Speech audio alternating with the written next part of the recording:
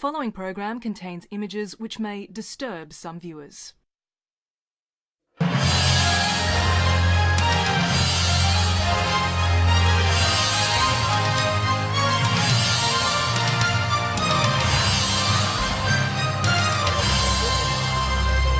Hello, Mr. Prime Minister. It's ABC Australia. I'm wondering if you can explain the hundreds of millions of dollars in your account. Mr. Prime Minister. No. What are you trying to do? No, it's just a press conference. No. Stay away.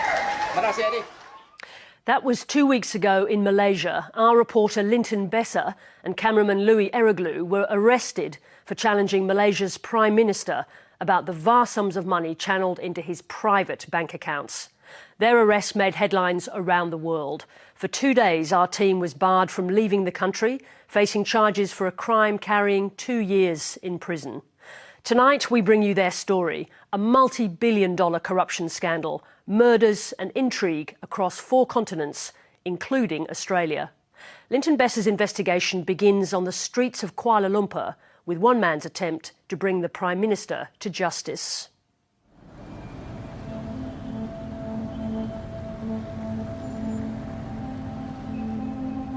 It's a seemingly ordinary day in downtown Kuala Lumpur. September 4, 2015. One of the city's most senior public prosecutors leaves home and begins his journey to work. He's been deeply worried about his current case. It's a corruption investigation that will rock Malaysia. Kevin was extremely stressed out on an ongoing case he was working on. And he never really did talk about the case till the last conversation I had with him. And it's when he said, hey, I can't talk much, he said, because my phone might be bugged.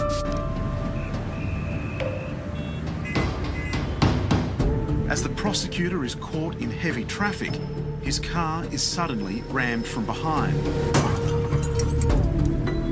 The moment is captured on a CCTV camera. A group of men snatch him from the driver's seat and drag him into a ute. Then both vehicles drive away.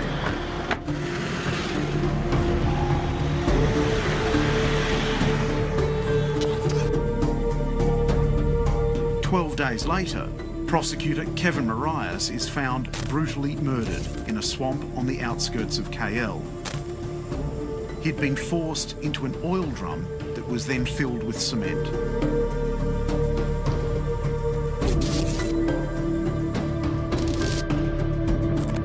To have a prominent public legal figure snatched from the streets and brutally murdered in such a way, it's perhaps a demonstration of what Malaysia is really like.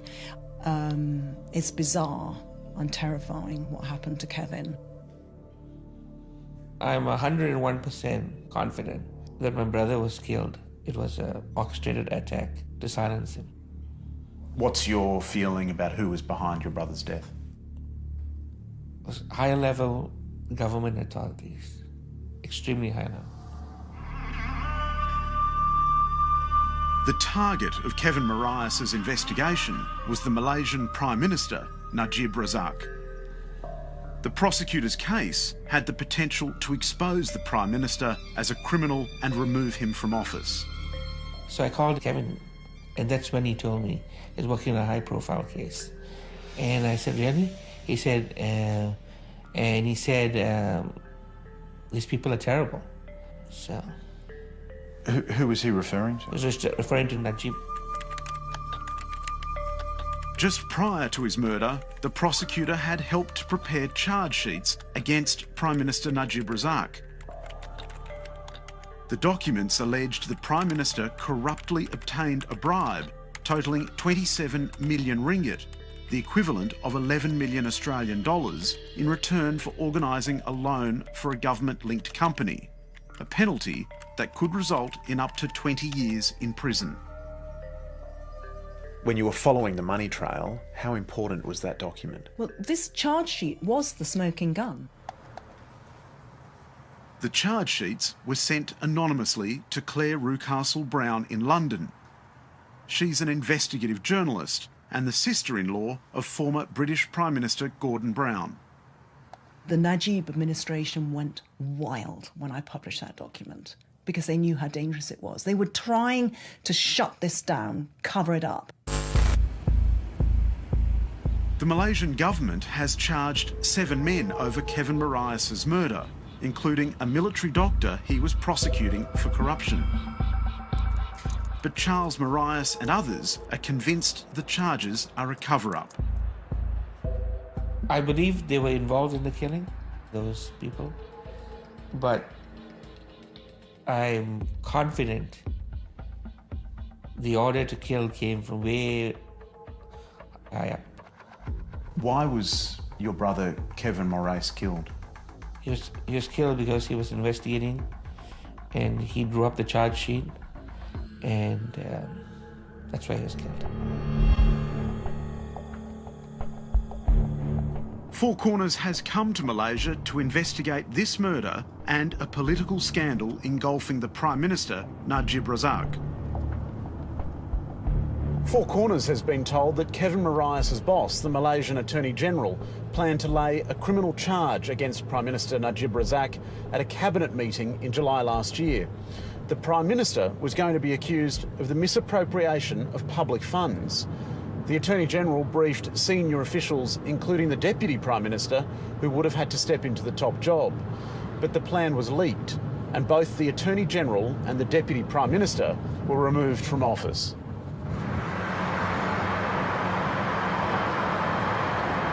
You sack your Deputy Prime Minister who just wants to know what happened.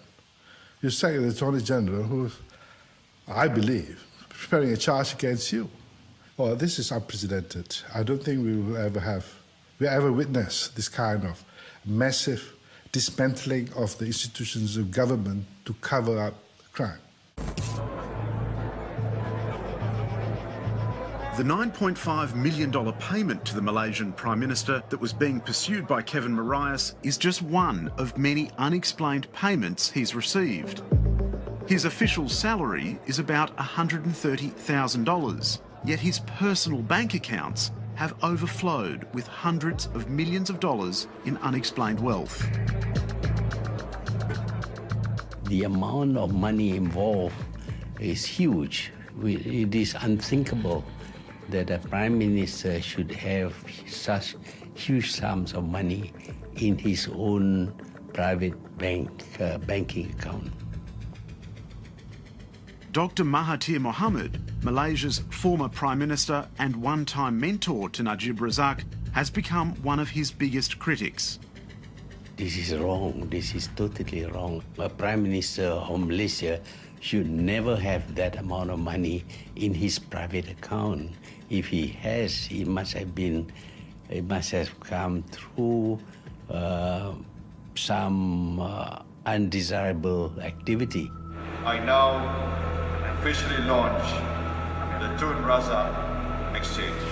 The saga that has embroiled Prime Minister Najib began 7 years ago with the establishment of Malaysia's National Wealth Fund, 1MDB.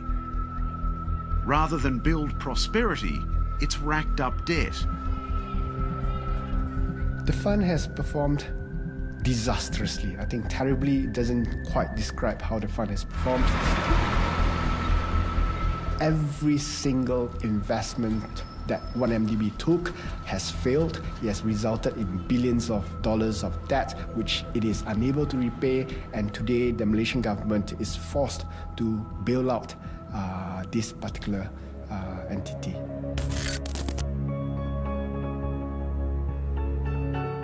The 1MDB Advisory Board is chaired by Prime Minister Najib Razak. In 2009, 1MDB set up a joint venture with a company called Petro Saudi. The deal was brokered by a high-flying Malaysian playboy businessman called Jolo, a friend of Paris Hilton and Prime Minister Najib. Photographed together on a luxury yacht in the Mediterranean were Jolo and the Prime Minister. Joining them were two key Petro-Saudi executives. Well, that photograph was taken in August 2009, mid-August, off Monaco. And what it does is it shows the key players at the time that they met and agreed to do this deal. So you see who's involved. You've got Jolo, you've got Tariq Abeid of Petro-Saudi, you've got his partner at Petro-Saudi, Prince Turki, you've got Najib there. And what emerges from that a few days later is an email between Tariq and Jolo saying, following our meeting and our discussions, I'm going to introduce you to my company and my fellow directors, and we're going to go ahead with this deal. It was effectively a scam, wasn't it? The deal was, in essence, a transaction to enable 1MDB to siphon out at least, if not more, $1 billion of cash to parties outside of the deal for expenses that we are unaware of. Exactly where that money went is unclear.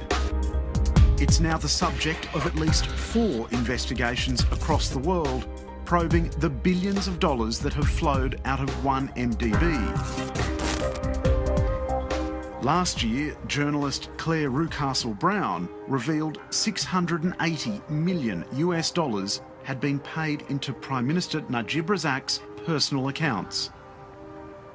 Well, for the first time, there was evidence, there was proof. I mean, you talk to anyone in Malaysia and they'll all say, oh, the corruption, it's unbelievable, money politics, billions being stolen, but there was never any proof. And once we had obtained that, it was electrifying. The effect was huge.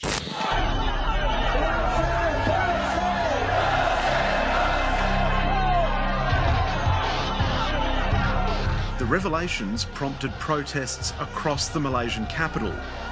Tens of thousands of people took to the streets.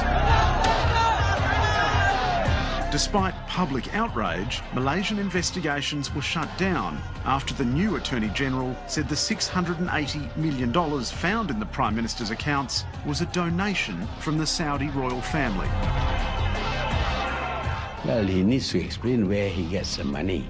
When you move huge sums of money, there must be some record, some documentary proof of the existence of the money, the source of the money, the banks that are used, and how the money is transferred by the bank to his account. Apart from saying that it was a gift from somebody, there is nothing else to prove that it was a gift. Because we need to know the person who made the gift must be extremely rich to be able to just give away $681 million. The Malaysian government says Najib Razak has returned more than $600 million he received in 2013 and closed 2 of his accounts. But Four Corners has established that 3 new accounts were opened in the Prime Minister's name and the money just kept on pouring in. In June 2014, for example, the bank was notified of another 50 million British pounds that was to be wired into the Prime Minister's name. There were also a series of cash deposits that raised money laundering alerts here inside the bank. A high-level source has shown Four Corners the Malaysian Prime Minister's bank accounts. The banking documents reveal an extraordinary and steady flow of money between 2011 and 2014. By June 26, 2012, the bank records show deposits worth $75 million from a Saudi prince, $80 million from the Saudi Arabian Ministry of Finance, and another $120 million from a shell company in the British Virgin Islands. On the 21st of March 2013, the Prime Minister received $620 million from a different company registered there. 4 days later, the same donor deposited another $61 million. By the 10th of April 2013, the Prime Minister had received more than $1 billion. This has to be one of the biggest kleptocracy cases ever. Billions of US dollars have gone missing. And the network of money transfers is global. It's dragged in so many major financial institutions. And this is why the impact of this particular case could be very, very far-reaching. The money is going to the personal account of the Prime Minister. It's hard for us to trace where this money is coming from. The fact that it's going to the personal account of the Prime Minister is unprecedented too. Here at AmBank, the Prime Minister's bank accounts were held under the code name Mr X. The bank's founder was Hussein Najadi.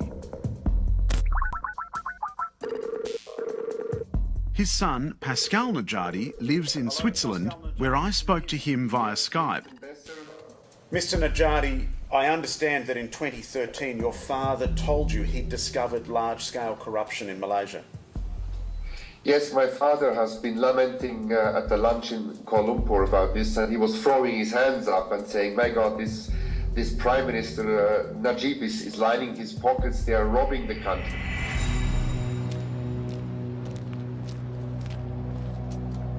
Just 5 days after their conversation, Hussein Najadi was gunned down in the car park of a Chinese temple in downtown Kuala Lumpur.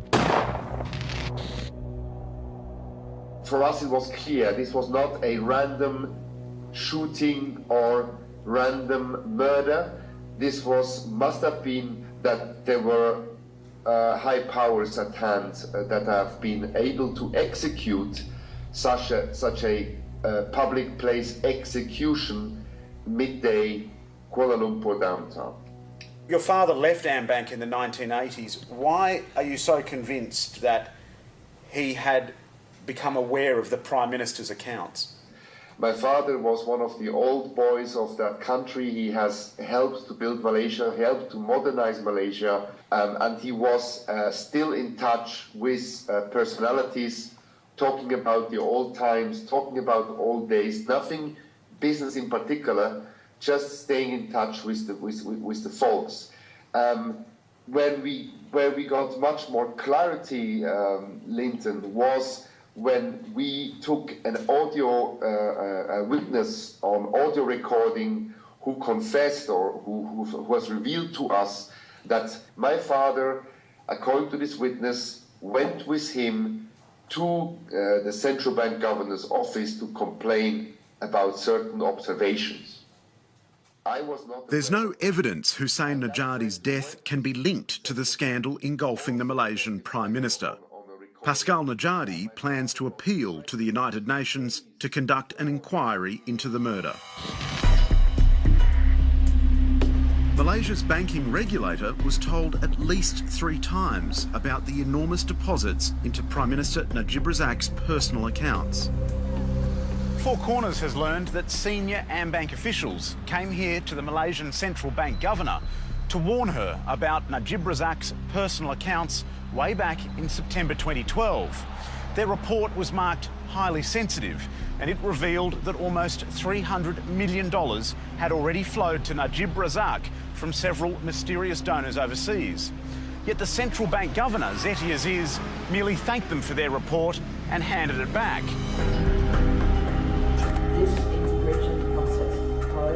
Zeti Aziz is still head of Malaysia's central bank.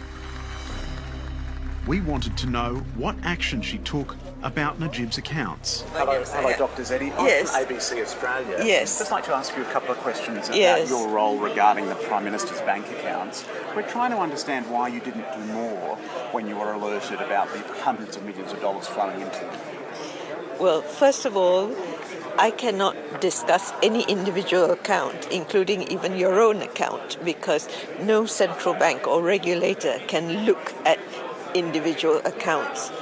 But if the financial institution inform us of what they call suspicious transactions, then we will investigate into it.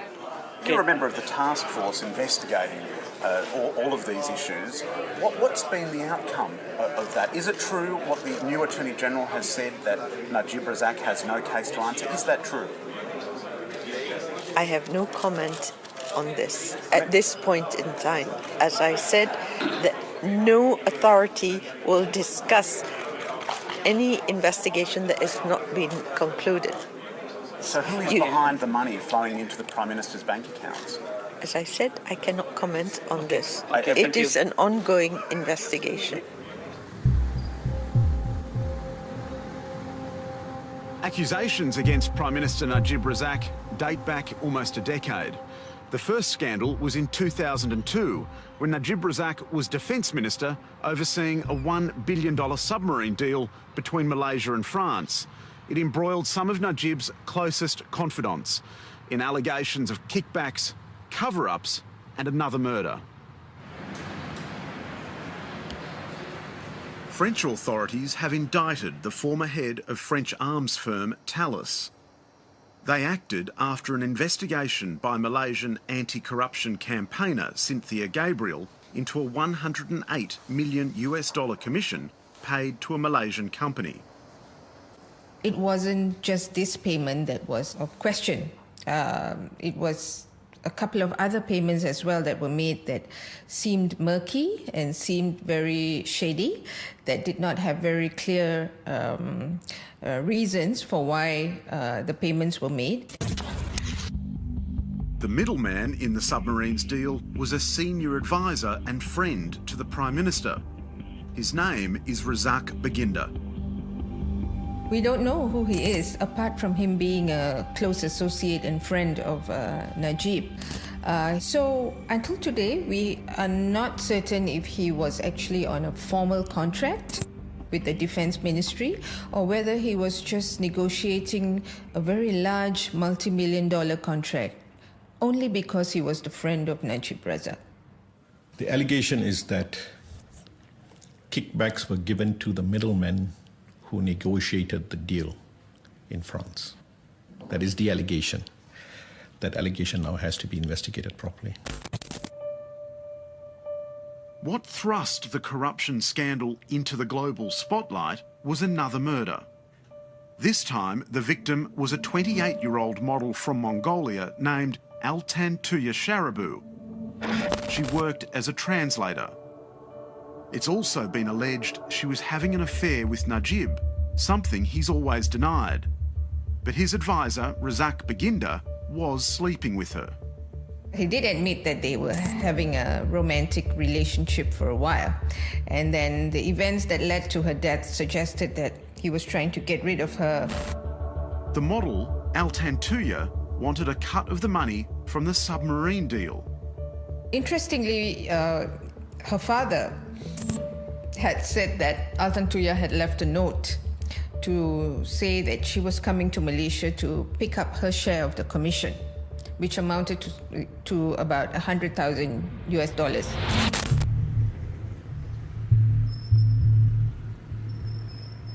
On October the 19th, 2006, Altan Tuya Sharabu went to Baginda's house to demand money. She was kidnapped by 2 Special Forces policemen. She was driven into the jungle and shot twice in the head. Then they attached military-grade explosives to her body and detonated them. Altan Tuya was brutally murdered in 2006. Her body was blown up by C4 explosives, and it was really shocking because these explosives are normally used to bring down buildings. It's that powerful, not to blow up a body. I would like to say here, Najib's advisor, Razak Baginda, was initially charged with ordering the murder, but he was later acquitted. And what I have said today to all of you is what I told the police, that Datuk Najib had never met the deceased. How do I know?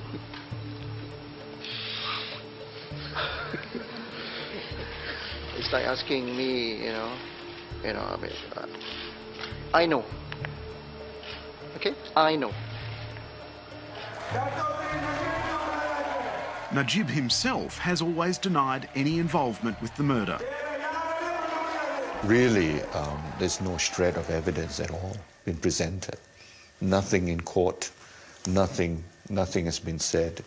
And in fact, the Mongolian Honorary Council has come out openly to say, look, he examined all the documents and there was nothing to connect me with a Mongolian girl whatsoever. So you didn't know her? No, absolutely not. Translation work for nothing, absolutely nothing. I have not met her at all. I do not know her at all. And how can I be linked with her?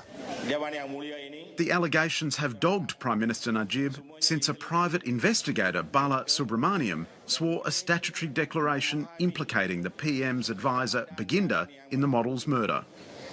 She said she know Najib and Raza Baginda met them in Paris. She was the mediator.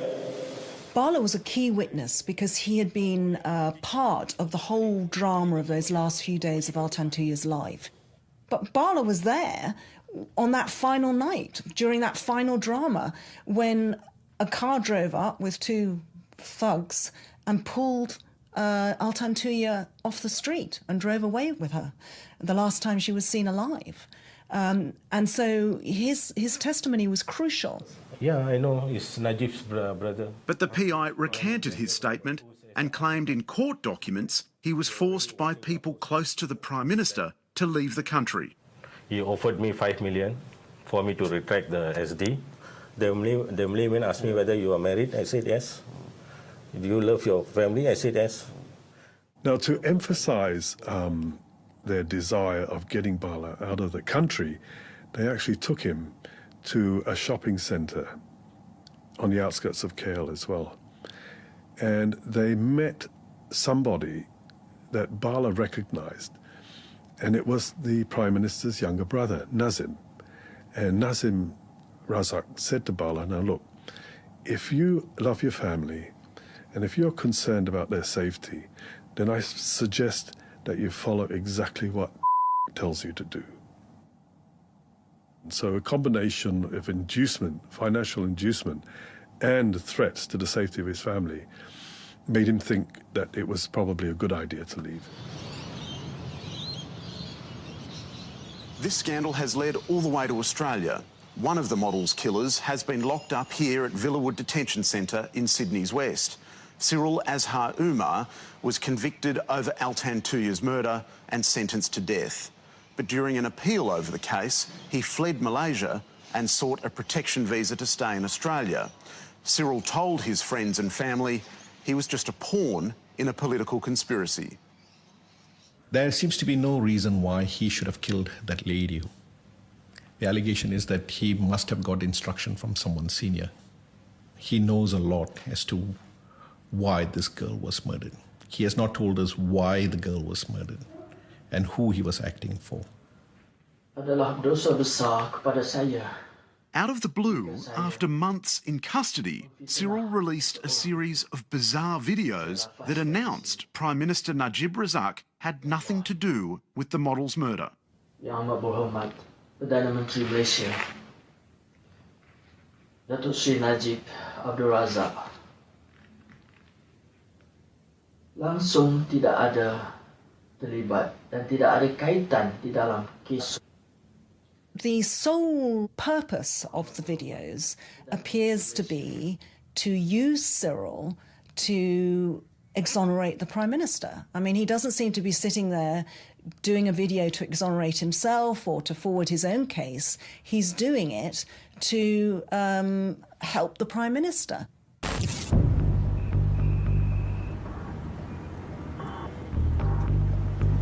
When Four Corners arrived in Malaysia 3 weeks ago, we found a country transformed by fear of its Prime Minister. I think there is an atmosphere of total terror.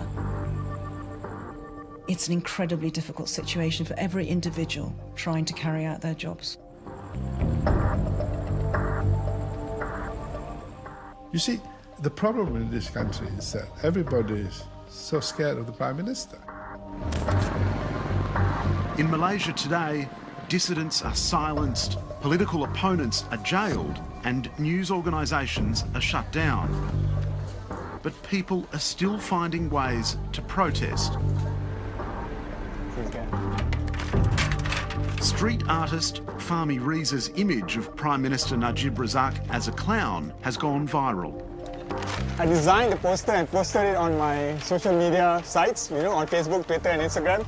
And I received a warning from the Malaysian Twitter police, warning me for posting the poster.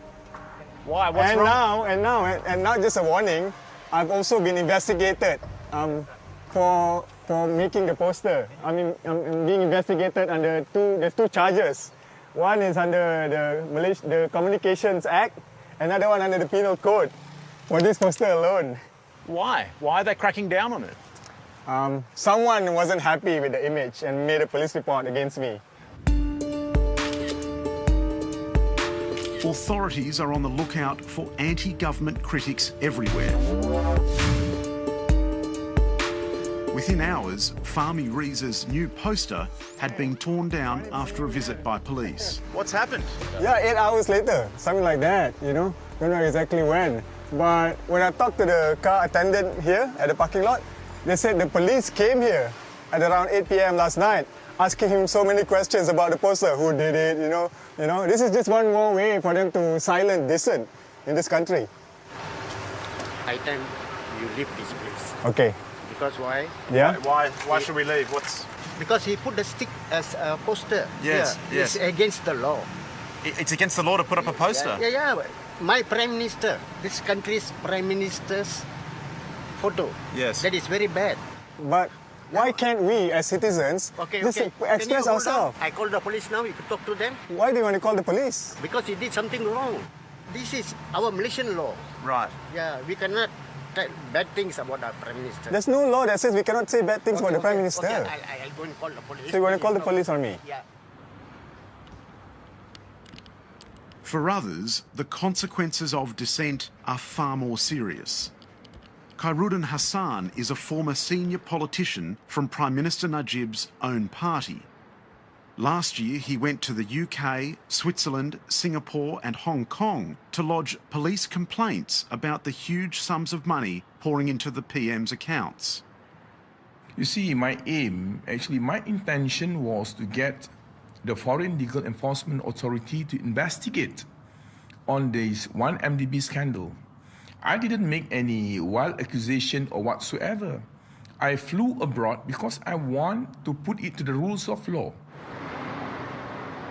Khairuddin Hassan was jailed for 2 months on terrorism charges. He was accused of sabotaging the Malaysian economy. Well, they accused that I was trying to sabotage the economy of Malaysia. Why I am arrested, detained, and charged under Terrorism Act. That is ridiculous. I was arrested and charged under that Terrorism Act, and my lawyer, for the first time in history, he is arrested alongside with me. A lawyer who is providing legal services to his client. It didn't take long for our questions to start upsetting people.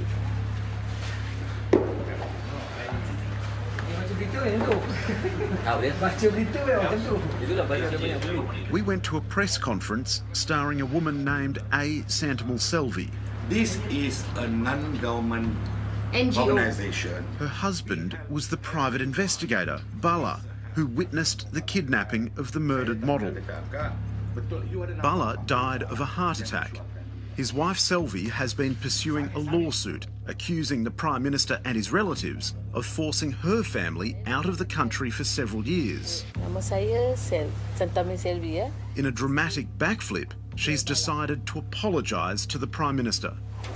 Tujuan saya pada hari ini ialah ingin memohon maaf secara terbuka khususnya kepada Perdana Menteri Malaysia, Datuk Seri Najib dan ahli keluarganya. So let me ask you this. Lain jadi. Mrs. Selvey, it's just so strange. Suddenly you apologise. You can see why it's confusing. Sorry, I'm asking Mrs. Selvey. The press conference was exposed as a sham when, within minutes, Selvey withdrew her apology and revealed she'd been paid. So you're not apologising to Najib? No. The Bala's SD is right. It's true. Okay. Why, Mrs. Selvey, suddenly you're changing your position so radically? Someone has come to the table with funds to help you in your difficult financial position, and you've taken a difficult decision, and one that perhaps is understandable, to change your story because the political pressure was just too great. Is that right? No, she never changed any story here. Well, she's changed the story twice already this morning. You see, one story she changed. Well, first, the statement says she apologised to Najib, but she just said clearly, no, she's not apologising to Najib. Which is it? Saya tak nak buka cerita-cerita lain, okay? Sorry. You won't answer any more questions, Mrs. Selvey? Sorry. No more questions. What was the total financial I offer? come here for my children's education, that's all. 20,000. Only 30,000 ringgit. I need only 20,000. 20,000 The teacher ringgit. cannot give me the 20,000, so I come to this office. For my children's education, that's all. Take my bag. Do you think you feel... Can you please stop asking questions? No more questions, please. The man who organised the press conference, Ramesh Rao, is a political fixer who has staged similar events before. Mrs. Selvey What is has wrong stuck... with you, white man? Can you see the paper statement? I'm helping the speaker guys and all that, and you are keep repeating, I'm off. Okay, I will make sure the children get a good education. I will help them. She apologized or not, that is not my problem. But my concern, I will make sure the children gets a good education. Done.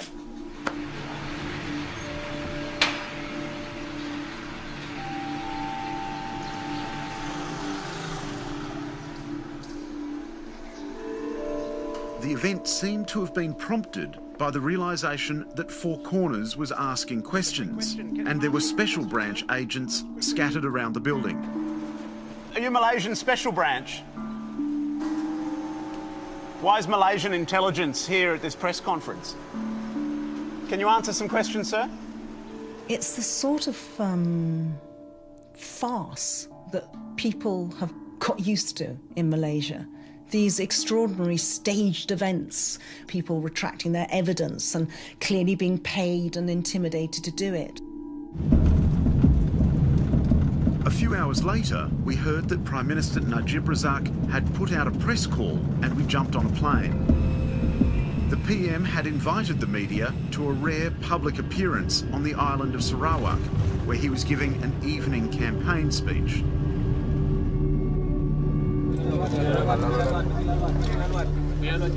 It was the first and only chance we had to have Prime Minister Najib answer our questions. Hello, Mr. Prime Minister. It's ABC Australia. I'm wondering if you can explain the hundreds of millions of dollars in your account. Hello, Mr. Prime Minister. Can you explain all the hundreds of millions of dollars in your account? Mr. Prime Minister. Who are you? What are you trying to do? No, it's just a press conference. No. Stay away. What are you? What are you trying to do? Just ABC press conference. Where's your identity? We do not know about you. I'm just a journalist for a press conference.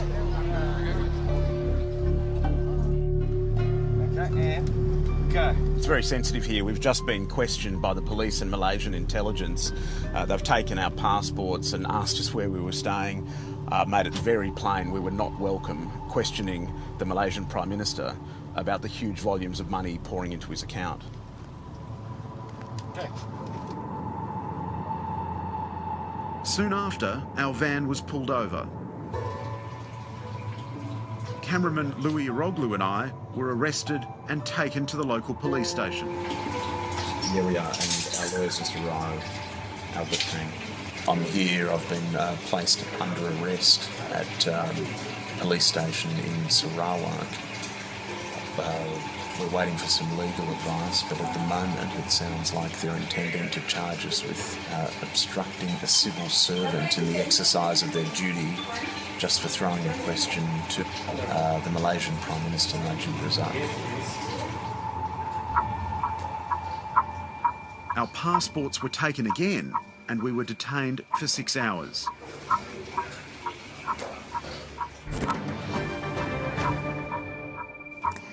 An ABC Four Corners crew was detained by Malaysian authorities overnight. Things seem to be going from bad to worse in Malaysia. Well, these are matters that we are raising with the Malaysian authorities. The Four Corners team has been arrested in Malaysia. We are deeply concerned about this. We are providing consular support to the ABC crew, and we're certainly raising the issue at the appropriate level within the Malaysian government. Louis and I were banned from leaving Malaysia and warned we could face 2 years in jail. Late on the Monday night, we got bad news. If your client do not plead guilty, then the matter will go to trial, and in which case the Senior Federal Counsel may ask the court for the passports of Linton and Louis to be retained by the court. Of course, we were to face court the next day to hear criminal charges read against us.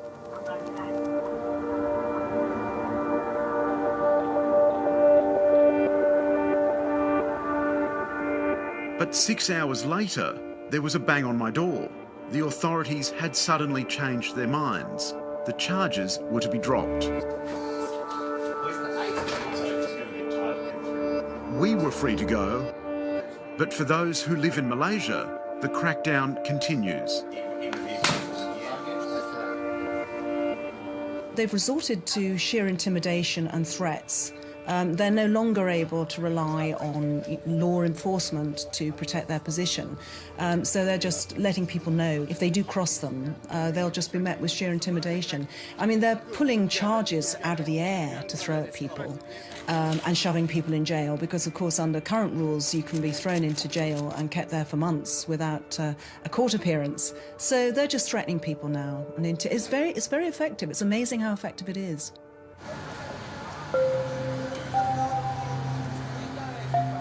Millions of ordinary Malaysians are watching the unfolding drama with wary resignation. How long Prime Minister Najib Razak can hold on to power is anyone's guess. He has to go because his policies are doing a great deal of harm to the country. He has undermined all the institutions of government created to make sure that the country is well run. So all the institutions that guard public interest are not functioning anymore. So that gives him almost absolute power. In any other country, a Prime Minister linked to so many allegations of corruption would have been impeached by now. What is it going to take in Malaysia? I think that Malaysia is waiting for foreign action. I think they feel disempowered, helpless. I think after years and years of increasing dictatorial control, they no longer feel they have a democracy. There is an atmosphere of total fear amongst the people who should be taking action to see law and order enforced against Najib.